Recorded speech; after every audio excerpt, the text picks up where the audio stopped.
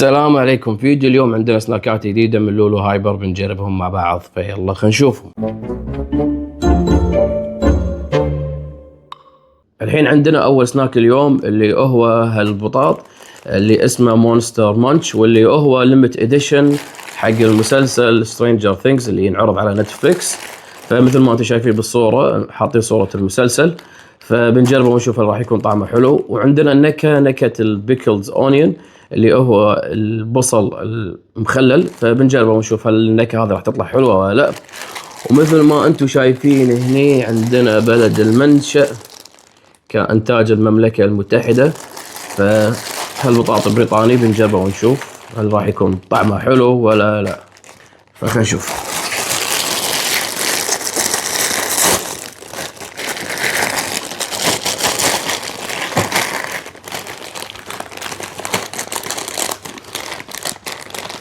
من برا شكل المسلسل، بس من داخل شكله الأصلي مثل ما انتم شايفين. هذا شكل البطاط الأصلي، فخلينا نشوفه.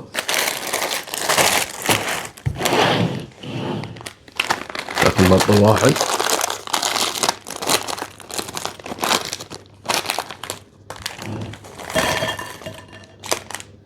هذه كمية كل البطاط. عندنا الأشكال شكلهم كذي، هو بفك وريحة الخل حيل طاغية، فأتوقع الخل راح يكون طعمه حيل طاغي، فخلينا نجرب الطعم ونشوف. للأمانة البطاط طعمه وايد وايد وايد حلو. للأمانة البطاط نفسه وايد كرانشي. النكهة اللي فيه نكهة الخل حيل طاغية، فأكثر شيء طعم من الخل وتاتش خفيف من طعم البصل. يعني النكهة أساسا خل وتاتش خفيف بصل، بس صايرة تركيبة مع البوفك طعمها وايد وايد حلو.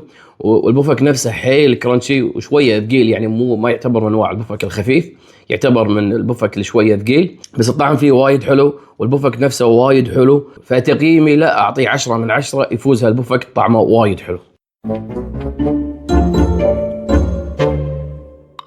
الحين عندنا هالكيت كات مثل ما انتم شايفين بنكهة الميلك تي اللي هي نكهة الشاي حليب. انا اول مرة تمر علي نكهة شاي حليب حق كيت كات، فبنجربه ونشوف هل راح يكون طعمه حلو. وللأمانة النكهة غريبة ومشوقتني بنفس الوقت. يا ضنايا. فالنكهة يعني غريبة عجيبة، بنجربها ونشوف هل راح تكون طعمها حلو ولا لا. ومثل ما انتم شايفين من الكلام اللي موجود ومكتوب هني بعد ورا، بلد المنشأ عندنا كإنتاج اليابان، فهالكيت كات الياباني. وللأمانة اليابانيين يتفننون بالكيت كات، فبنجرب هالنكهة ونشوف هل راح تكون طعمها حلو ولا لا.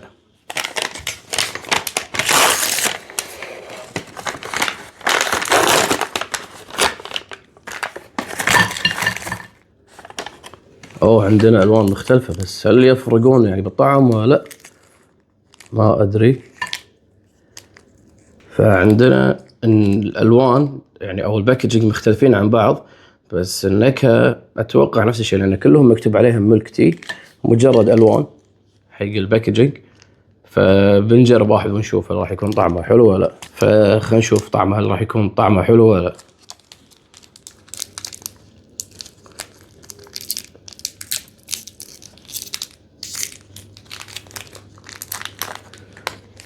من داخل اللون عندنا أبيض، كيت كات لون أبيض عادي.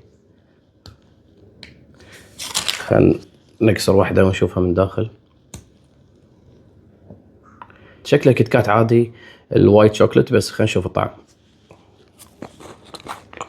للأمانة طعمه وايد حلو، والنكهة للأمانة يعني أغلبها حليب أو الوايت شوكلت مثل ما أنتم شايفين. يعني الطبقة الوايت شوكلت والحليب طبقة كبيرة، فالنكهة أكثر شيء تكون على حليب على وايت شوكلت، وتاتش خفيف من الشاي حليب للأمانة. يعني تحس إن طعم الشاي حليب تاتش خفيف يعني للأمانة. والأغلب طعم كاكاو وايت شوكلت أو طعم حليب، فتقدر تقول إن هالكاكاو طعمه وايت شوكلت أو حليب أكثر ما إنه هو شاي حليب للأمانة، لأن التاتش خفيف الشاي حليب فيه. بس فكرة غريبة للأمانة، التاتش الخفيف من الشاي حليب معطية لمسة خفيفة، بس أكثر شيء اللي هو الحليب والوايت شوكلت. فتقييمي لا أعطيه 8 من 10، ما أقدر أعطيه أكثر من 8 من 10. طعمه وايد حلو بس مو قوي حيل. الحين عندنا المشروب اللي هو نص ايس تي ونص ليمونيد، فهو نص شاي ونص عصير ليمون، فبنجربه ونشوف راح يكون طعمه حلو ولا لا. ومثل ما انتم شايفين حاطين صورة اللاعب الجولف، فهذا الليمت اديشن حق اللاعب الجولف. انا للامانة ما ادري منو هذا، بس ليمت اديشن على هاللاعب الجولف، فبنجربه ونشوف راح يكون طعمه حلو ولا لا. وعندنا بلد المنشأ مثل ما انتم شايفين كهني علم امريكا، فانتاج امريكا الولايات المتحدة. فبعد مثل ما انتم شايفين هني كإنتاج الولايات المتحدة، فمنتج أمريكي من شركة أريزونا، فبنجربه ونشوف هل راح يكون طعمه حلو ولا لا.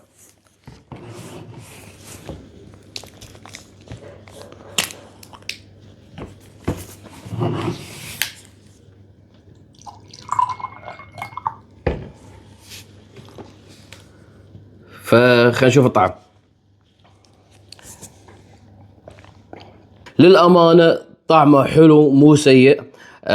نكهة الايس تي واضحة فيه، نكهة الليمونيد هم واضحة فيه، والميكس اللي مع بعض صاير طعمه حلو.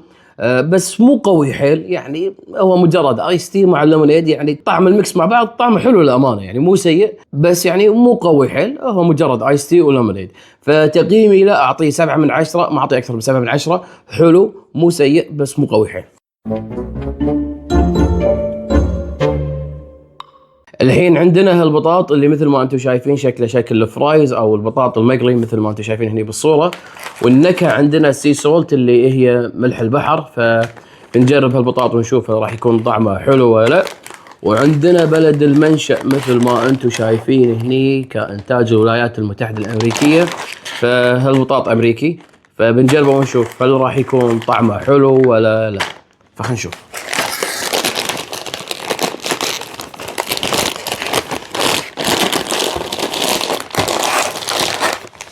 للأمانة الكمية زينة.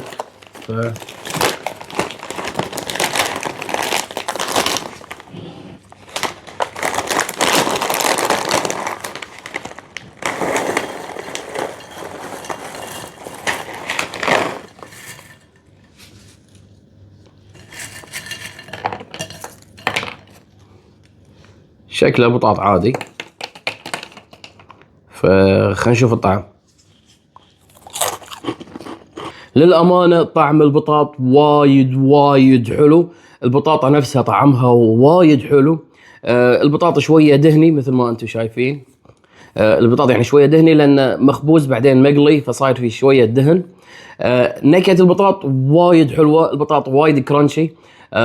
طعمه وايد حلو، بس نكهة الملح حيل خفيف، يعني شبه مو مبين طعم الملح، لأن الملح حيل خفيف، مو مبين طعم الملح. فتقييمي لا أعطيه 9/10، ما أعطيه أكثر من 9/10. البطاط وايد حلو بس الملح فيه حيل خفيف. الحين عندنا هالكاكاو اللي مثل ما انتم شايفين كاكاو مع البستاشيو، مثل ما انتم شايفين هني عندنا طبقة الكاكاو وطبقة بستاشيو، فأتوقع بس راح يكون مجرد كاكاو بستاشيو، فبنجربه ونشوف هل راح يكون طعمه حلو ولا لا. وعندنا بلد المنشأ مثل ما انتم شايفين كهني ميد ان ايطالي، فهالكاكاو ايطالي، فبنجربه ونشوف هل راح يكون طعمه حلو ولا لا.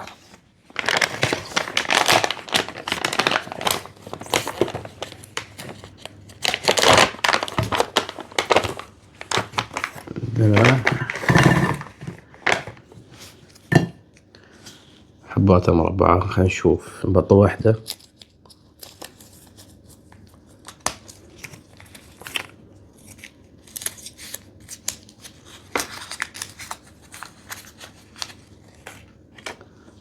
بالصورة كان لون الطبقة اللي بالنص أخضر، هذه شلون طبقة لونها بني يعني، فما أدري بالصورة شيء والواقع شيء ثاني.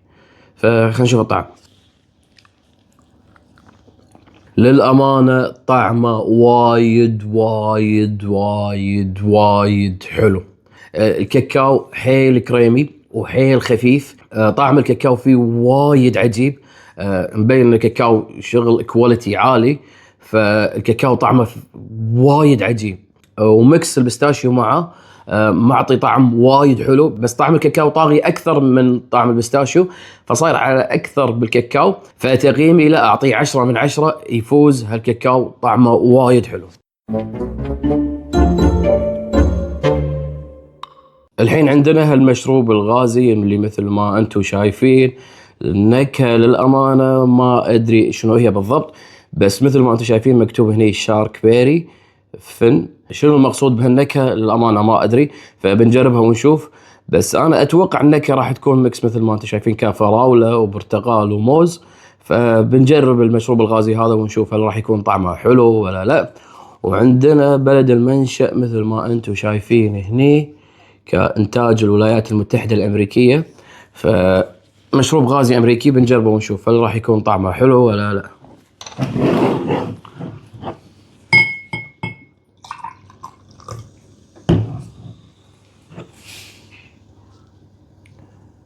فخلينا نشوف الطعم. ايه القرف ده يا جدعان؟ في ايه؟ للأمانة طعمه وايد خايس، يعني الأمانة حيل خايس. الطعم طعم حلاو، بس الحلاو الخايس للأمانة. يعني حتى مو حالي ولا هو ماسخ ولا هو طعم فواكه، يعني ما في طعم لا برتقال ولا فراولة ولا موز ولا أي فاكهة. طعم حلاو، بس الحلاو الخايس للأمانة. فالطعم مش ولا بد، يعني طعم مو حلو للأمانة. فتقييمي لا، أعطيه 1 من 10، ما أعطيه أكثر من 1 من 10. طعمه خايس. الحين عندنا هالبطاطا اللي مثل ما أنتم شايفين نكهتها سويت باربيكيو. فنكهة الباربيكيو الحالية بنجربها ونشوف هل راح يكون طعمها حلو ولا لا. وعندنا بلد المنشأ مثل ما أنتم شايفين مكتوب كميد ان دنمارك، فبطاطا دنماركي. فبنجربه ونشوف هل راح يكون طعمه حلو ولا لا.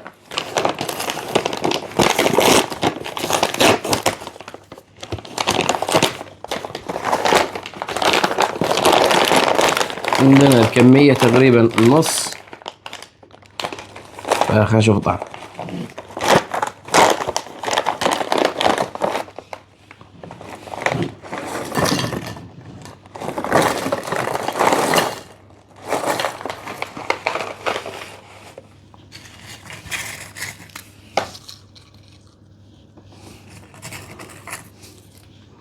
مبين عندنا البطاطا حيل مقلي، فخلينا نشوف الطعم. للأمانة البطاطا نكهتها وايد حلوة، بس النكهة عبارة عن مجرد نكهة باربيكيو، مو سويت باربيكيو، مجرد باربيكيو عادي. بس النكهة الأمانة حلوة.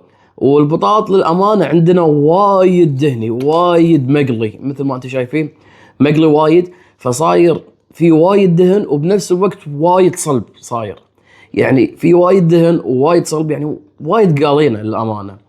فالبطاط طعمه حلو بس وايد مقلي للأمانة. فتقييمي لا، أعطيه 7 من 10، ما أعطيه أكثر من 7 من 10، لأن نكهته حلوة بس وايد مقلي. الحين عندنا هالكيت كات اللي بنكهة البوب كورن. للأمانة النكهة وايد غريبة، شلون كيت كات مع بوب كورن. فبنجربها ونشوف هل راح يكون طعمها حلو ولا راح تكون مقلب. وعندنا بلد المنشأ مثل ما انتم شايفين كصنع في الإمارات العربية المتحدة. فعندنا هالكيت كات الإماراتي، بنجربه ونشوف هل راح يكون طعمه حلو ولا لا. فخلينا نشوف.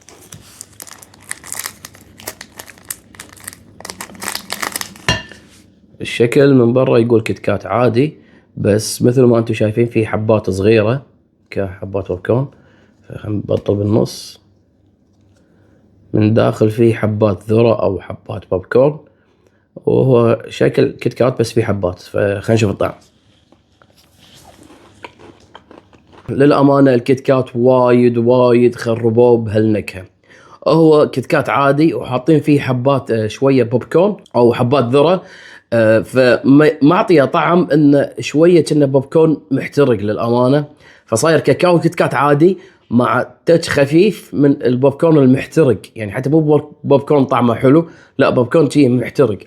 فصاير كرانشي أكثر، في حبات زايدين عليه. مو ضايف على النكهة شيء، مخرب على النكهة للأمانة. فبالنسبة لي أنا وايد أفضل كيت كات العادي على هالكيت كات، لأن البوب كورن اللي ضايفينه مخرب على النكهة، للأسف إنه سيء. فتقييمي لا، أعطيه 3 من 10، ما أعطيه أكثر من 3 من 10، لأنه وايد مخربينه بالبوب كورن اللي داخل، أو نكهة البوب كورن المحترق اللي داخل. الحين عندنا هالكولا اللي مثل ما أنتم شايفين كمكتوب كولا إيطاليا بدون سكر. فعندنا هالكولا إيطالية وبدون سكر، يعني زيرو كولا. بنجربه ونشوف هل راح يكون طعمها حلو ولا لا. فخلينا نشوف.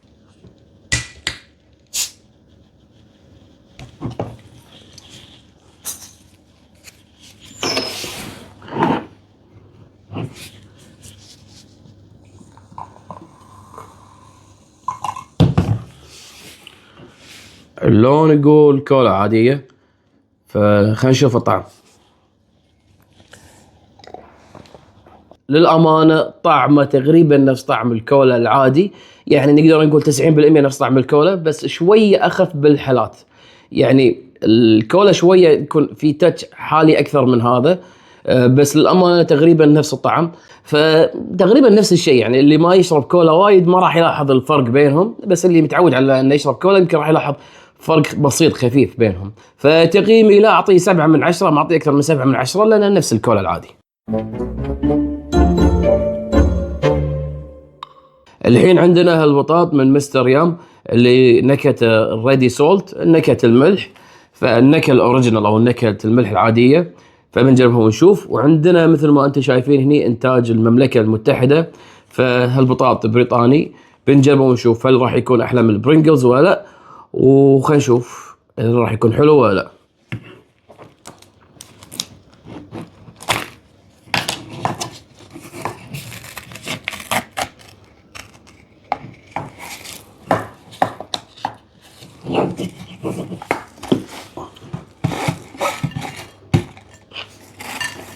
متكسر مو راضي يطلع عدل، طاح. اوكي. فعندنا شكل البطاطا كذي، شكله كريسبي حيل. فخلينا نشوف الطعم.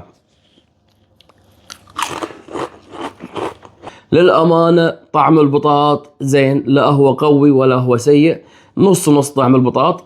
البطاطا شوية دهنية، يعني شوية صايرة ثقيلة، بس طعمها مقبول، يعني مو سيء. وللأمانة نكهة الملح شبه معدومة، يعني ما في نكهة ملح نهائيا، مجرد طعم البطاط نفسه. فما في طعم ملح نهائيا، مجرد طعم البطاط نفسه. فالبطاطا طعمها مقبول بس مو قوية حيل. فتقييمي لا، أعطيه 5 من 10، ما أعطيه أكثر من 5 من 10، لأن البطاط طعمه زين. الحين عندنا هالكاكاو اللي هو الفريرو، بس هالكاكاو المربعات صاير على شكل مربعات مثل ما انتم شايفين هني، مو نفس الدوائر المتعودين عليه. وعندنا نكهة المكاديميا والهازل نات. فبنجرب النكهة هذه ونشوف هل راح تكون حلوة ولا لا. ومثل ما انتم شايفين الشكل راح يكون تقريبا كذي. فبنجربها ونشوف هل راح يكون طعمها حلو ولا لا. وعندنا بلد المنشأ مثل ما انتم شايفين هني كميد ان بولند، يعني منتج بولندي. فبنجرب الفريرو ونشوف هل راح يكون حلو ولا لا.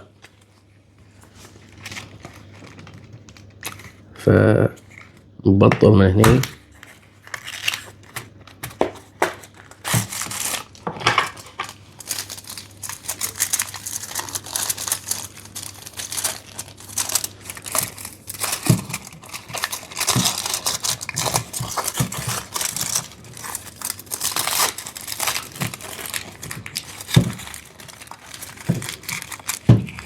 عندنا شكل اللوح كذي.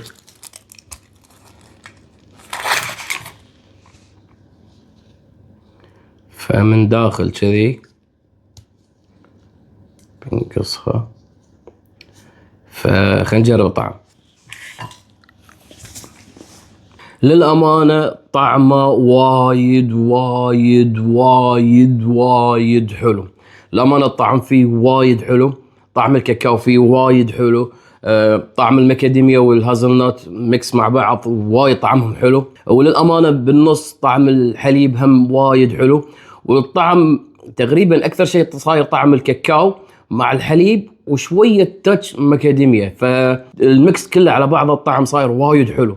للامانه كاكاو وايد حلو، ما توقعت انه راح يكون طعمه حلو، وتوقعت انه راح يكون في حبات مكسرات كبيره داخل، بس لا، المكسرات اللي داخله اللي هو الماكاديميا والهازلنت حيل نتف صغار، حجمهم حيل صغير فمو مبينين للامانه، بس الطعم فيه وايد حلو. فتقييمي لا، اعطيه 10 من 10، يفوز هالكاكاو.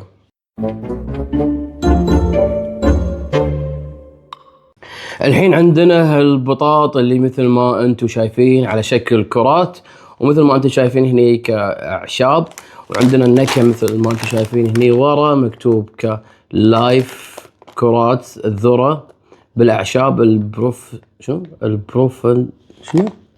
ايوه ايوه، طب قولها كده، انا عارفها بس قول، عارف انا بتاع البروفنسالية.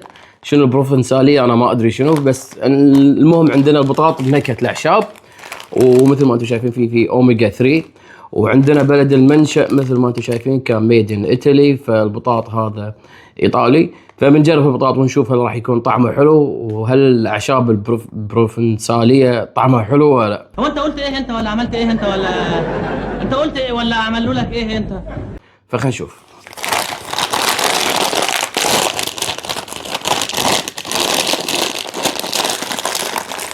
عندنا الكمية تقريبا النص.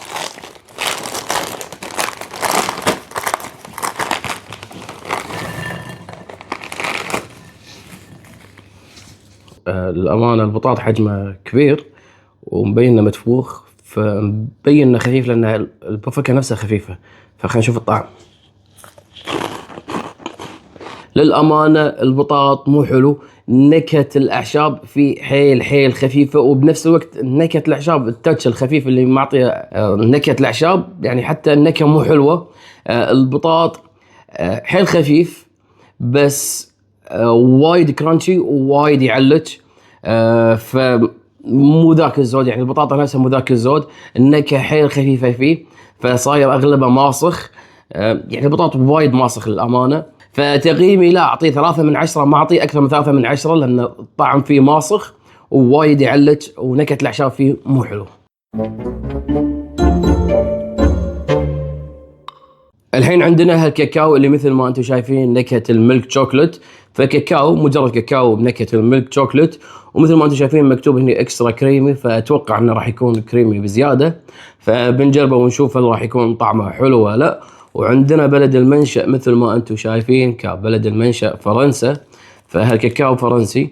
فخلينا نشوف هالكاكاو الفرنسي هل راح يكون طعمه حلو ولا لا.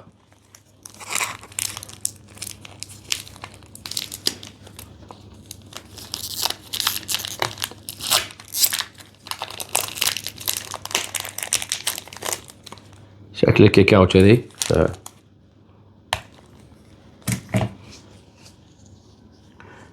مجرد كاكاو سادة. فخلينا نشوف الطعم. للأمانة طعم الكاكاو وايد حلو. الكاكاو حيل كريمي، نكهة الكاكاو فيه وايد حلوة. الكاكاو عبارة عن ميلك شوكلت، يعني مجرد ميلك شوكلت، يعني ما في أي نكهة ثانية. مجرد كاكاو صافي. للأمانة الكاكاو فاخر من الآخر. طعمه وايد حلو، فتقييمي لا، أعطيه 10 من 10، يفوز هالكاكاو. الحين عندنا هالحلاوة اللي هو حلاوة القهوة اللي أتوقع الكل يعرفه، بس هالمرة عندنا نكهة جديدة اللي هي نكهة الكابتشينو. مثل ما أنتم شايفين احنا متعودين على نكهة القهوة العادية اللي تكون كلها بنية أو كلها سوداء، بس هالمرة عندنا نكهة الكابتشينو، النكهة جديدة أنا أول مرة تمر علي. فبنجربها ونشوف هل راح تكون طعمها حلو نفس النكهة القديمة ولا لا. فخلينا نشوف. وعندنا بلد المنشأ مثل ما أنتم شايفين هني كإندونيسيا، فعندنا هالحلاوة إندونيسي. فخلينا نجرب ونشوف هل نكهة القهوة هذه راح تطلع حلوة ولا لا.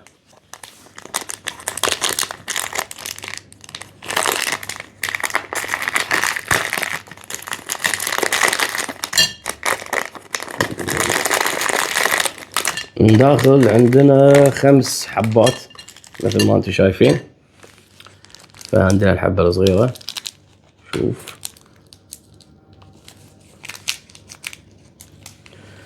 حبة صايرة نص نص، نص بني ونص أبيض شوي، أو إنه يعني عسلي شوي.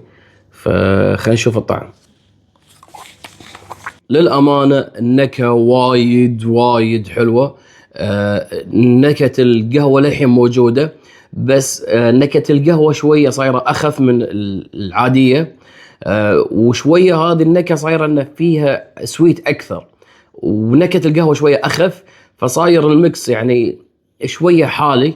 فالنكهة فيه وايد حلوة، بس يعني أخف بالنسبة حق النكهة القديمة أو حق الحلاوة العادي.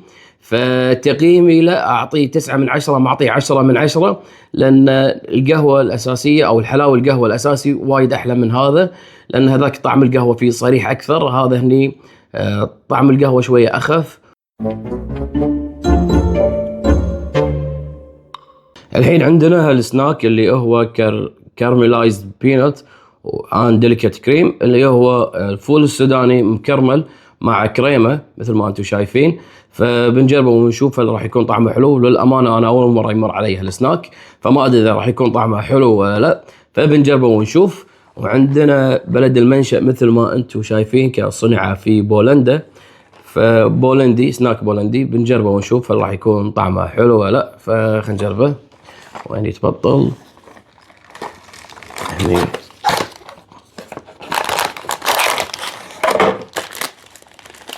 السناك صاير على شكل حبات، فهنشوف.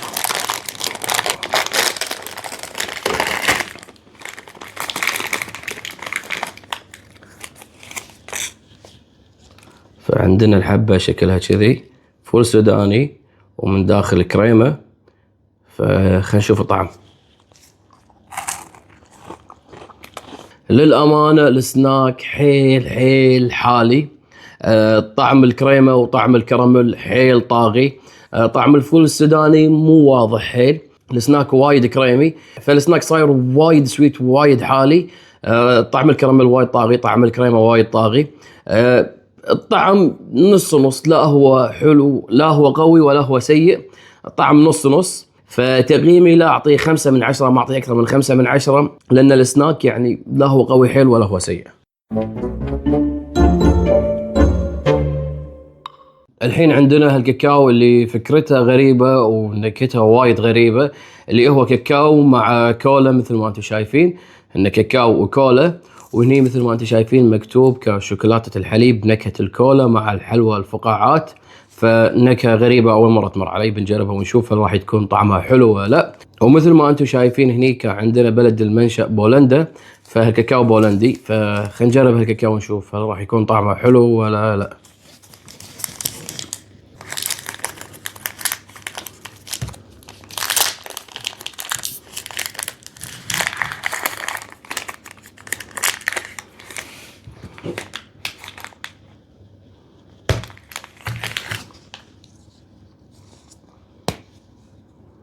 الشكل يقول كاكاو عادي، بس الاكشن اتوقع راح يكون هني بالنص. فخلينا نشوف الطعم.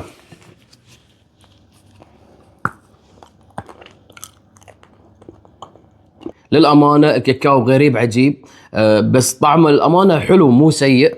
انا توقعت انه بالنص راح يكون فيه طعم كولا، بس الامانه طلع انه كل الكاكاو مخلوط مع حبات صغيره من الكولا، وحبات هذه اللي تسوي فقاعات بالحلج يعني او تطقطق بالحلج. فصاير ميكس كله الكاكاو مع الكولا مع الحبات هذه اللي تطقطق بالحلج. فالفكره غريبه. الكاكاو يعني طعمه شوي غريب، بس الامانه وايد حلو. ليش وايد حلو؟ لان الطعم الطاغي اكثر شيء كاكاو. فالكاكاو يعني حيل طعمه طاغي، وتاتش خفيف من طعم الكولا، وتاتش خفيف من الحلاوه اللي يطقطق بالحلج. فالطعم اوفر اول طعمه وايد حلو. الفكره غريبه بس طعمه وايد حلو. فتقييمي له اعطيه 8/10. الكاكاو وايد حلو، والكولا هم طعمها شويه حلو.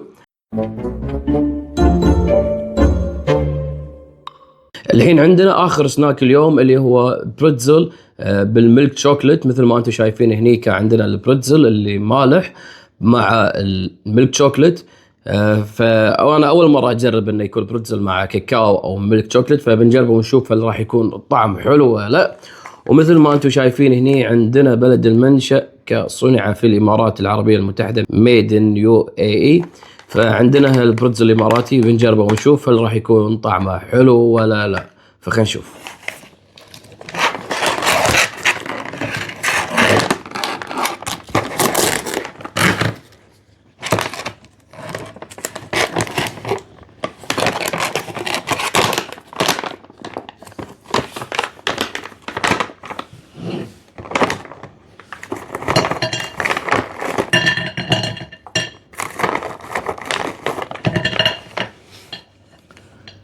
البريتزلز صايرين حجمهم كبار لأنه شكله وايد متروسين كاكاو، فخلينا نشوف الطعم. للأمانة الطعم وايد وايد وايد وايد حلو. للأمانة أنا ما توقعت أن الطعم راح يكون حلو، بس الطعم وايد حلو، طعم عجيب. الكاكاو نفسه طعمه وايد حلو. الميكس الكاكاو مع البريتزل وايد طعمه حلو، لأن كمية الكاكاو وايد مثل ما أنتم شايفين، طبقة الكاكاو وايد، فصاير أكثر شيء الطعم إنه يكون كاكاو وشوية تاتش خفيف من البريتزل المالح، فالطعم أغلبه إنه يكون كاكاو. فالسناك هذا يعتبر مو بريتزل، يعتبر إنه كاكاو وشوية نكهة بريتزل. فتقييمي له أعطيه 10 من 10، يفوز هالبريتزل والكاكاو. وايد حلو هالسناك. الحين خلصنا تجربة اليوم اللي كانت هي تجربة سناكات جديدة من لولو هايبر. فإذا عجبتكم التجربة لا تنسون تسوون لايك وسبسكرايب وشير، ولا تنسون تكتبون تعليقاتكم بالكومنتس تحت. وجود نايت.